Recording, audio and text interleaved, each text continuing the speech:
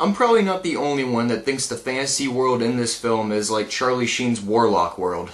I don't care about nothing, I don't care at all. Hit my soul in a roll from the ceiling, nail my heart to the floor. I don't care about nothing, I don't care at all. If I live, if I die, if I'm nothing, I don't care anymore.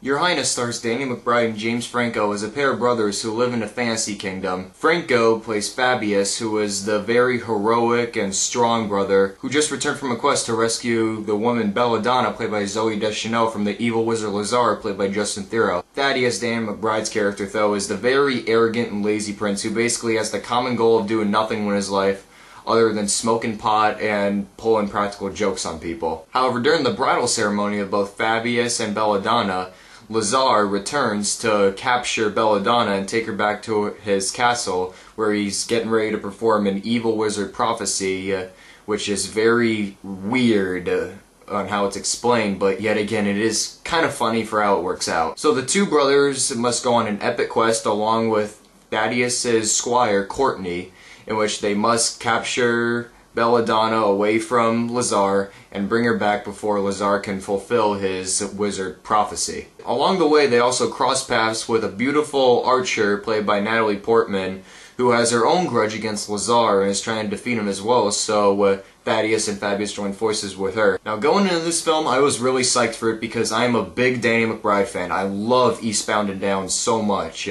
But more on the first season because the second season I felt was a little bit uneven. The guy's type of humor most of the time revolves around using cuss words, especially the F word and S word a lot in his shows, but they actually use some pretty good humor effect. And also he likes to poke fun at dick jokes a lot in his films. It works here because I like the guy for his kind of humor sometimes. Like, it never really feels too repetitive, even though some of the jokes fall flat in this film. I think he's still pretty funny, just I don't know if doing these kinds of films, especially set in medieval times, is kind of fit. I feel like if he fits in with like modern day stuff, I feel like he can improv a lot better at that kind of stuff. James Franco does good in this film, like playing the serious brother. He doesn't have a whole lot of funny lines in this film. He still does good with what he's given. Natalie Portman is beautiful in this film. I mean, she just looks hotter almost every film that she's in. And she does a really good job playing serious in this film. Like Franco, she's not really as funny as most of the supporting cast and McBride are, but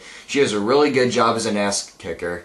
Hopefully, she can replace Angelina Jolie as the top femme fatale in this business. Zooey Deschanel does okay with her work because she's very limited in her screen time in this film. And most of the stuff that she's done with this film is basically like looking scared and kind of keeping a monotone face for most of the film. But the real scene stealer of this film, though, has to be Justin Theroux as the evil wizard Lazar. His humor is very off the wall and seems like it's very raunchy, of course, but he had me laughing a lot when he was on screen. I mean, this guy is very underrated in comedy because he was so funny in this film. But one really interesting thing that I liked that the filmmakers and director David Gordon Green did was throwing in all these crazy creatures in this film, like the five-headed snake, the trolls, the weed-smoking troll, the minotaur, the maidens. There's a whole bunch of different creatures and magician work in this film. Like there's dwarfs too that are in the beginning. Like I think those are used to pretty good effect. Like I think the five-headed snake scene is pretty cool,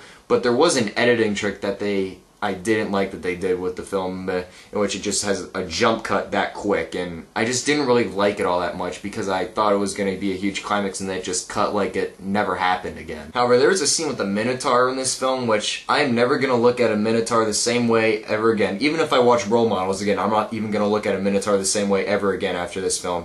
Once you see the film, you'll definitely know what I'm talking about. The movie does come with its flaws a little bit because there are some scenes that try to be funny a little too hard and they fall flat in some scenes. Like, even though there is some good humor in this film, there are some scenes that just fall flat a little bit in this film. But nonetheless, Your Highness is a fun ride if you're adapted to Danny McBride's type of humor. I feel like Eastbound and Down fans are really going to get a kick out of it, but I feel like if you haven't seen any of his work, you might be better off on just going in with lower expectations. I am going to give Your Highness 3 out of 5 stars. I think it is a funny film, just not as funny as I wish it would have been. But still, if you're looking forward to this film and you've seen McBride's past work, then you're definitely going to enjoy it. So I hope you enjoyed my review of Your Highness. You can also check my written review on aboutmovies.webs.com, which is a website that several of my Rotten Tomatoes friends start up, which I'm one of the AM critics. Also, follow me on Twitter, and if you like this video, you can either subscribe to my channel or check out more of my videos. And in the meantime, I'm Tyler from Catacrytic Reviews, and I'll see you guys later.